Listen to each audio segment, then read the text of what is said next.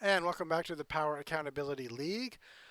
I am your pal, Dan L. This is my channel, and I might be related to Cal L. Today's video is entitled How to Spot a Coward. This better be one of the shortest videos I've ever made because this one's easy. It's super easy to spot a coward, to identify a coward. And my opinion is every coward you meet, you should shame them. That's my opinion. Every time you meet a coward, you should make an effort to shame that person. You might not want to do that. You might choose to ignore that advice. You might think it's bad advice. I can't compel you to do something. But anyway, so here's how you spot a coward. Anytime anyone tells you that you can't talk about something, anytime someone says to you, that's a taboo subject, we don't talk about that. I've never gotten that. I've never. Now, I would like to believe that George Carlin would agree with me. But if you said, George Carlin, is there anything that's off the table as far as conversation? Hopefully he'd say no. I remember Daniel Tosh, who's a comedian, once said, and I agree with this. He said, there's nothing you can't joke about. And then he went on to tell an offensive joke about 9/11, and it was funny. I personally find Daniel Tosh funny. Is he sometimes offensive? Yes. When I watch Riff Tracks or MST3K, the Mystery Science Theater 3000, quite often those guys offend me. A lot of the time they're funny. Some of the times when I'm offended, I'm laughing. And maybe later on I'll be like, oh, that was offensive. But I'll still laugh. So anyway, so yes, the way to spot a coward is super easy.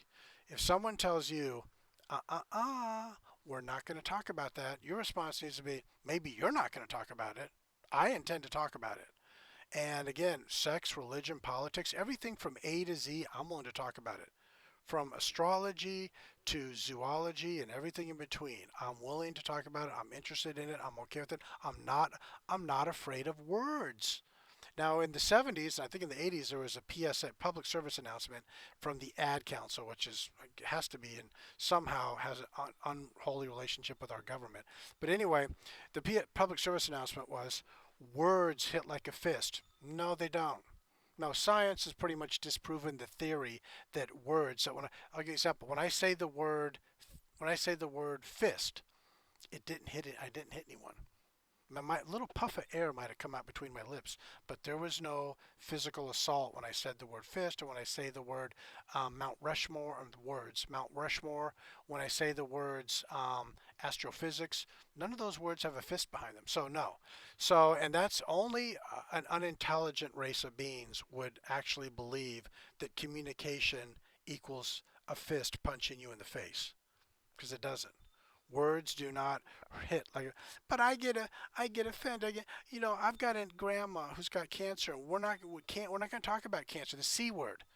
Cancer is the C word. Yeah, I'm gonna talk about cancer.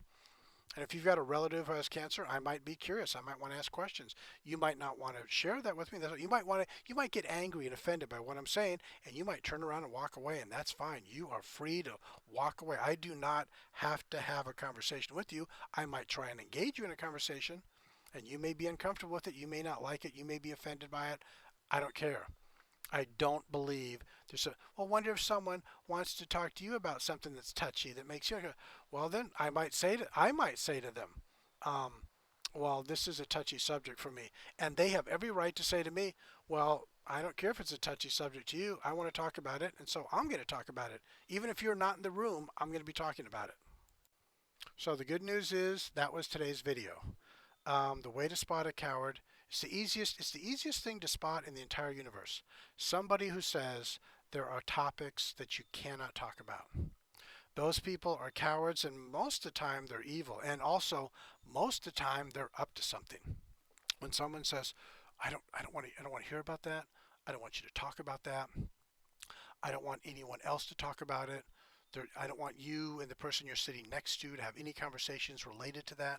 When people start talking to you that way, when they want to interfere with your ability to communicate with other people, not always, but most of the time, something bad is about to happen, or they have plans for future bad behaviors, future evil. So there we go. My first video ever, which wasn't 5,000 hours in length. Okay, that's hyperbolic. I'm taking it too far there. So just remember that. because the truth is, the most important thing for progress, people are like, I'm into progress. Really? Okay, if you're into progress, if you're into evolution, if you're into creating a better future, there has to be lots of conversations, lots of communication, and nothing can be off the table. But the stupid thing, the one thing that always bothered people, like, well, you know, if you talk about pedophilia, that means you're a pedophile. No, if you're going to talk about a pedophile and you want to point over there, hey, that guy over there is a pedophile. Let's go light him on fire. That doesn't mean you want to go join them. Now, if you say there's some pedophiles over there, let's go join them and engage in that behavior. Well, there's obviously something wrong with you, and you need to be locked away. But the point is, talking about something doesn't mean you want to do it or you don't want to do it. It just means you're educating yourself about that something, about that topic. You're learning about it, and you're satisfying a curiosity you have about that topic. So that's why I said nothing's off the table.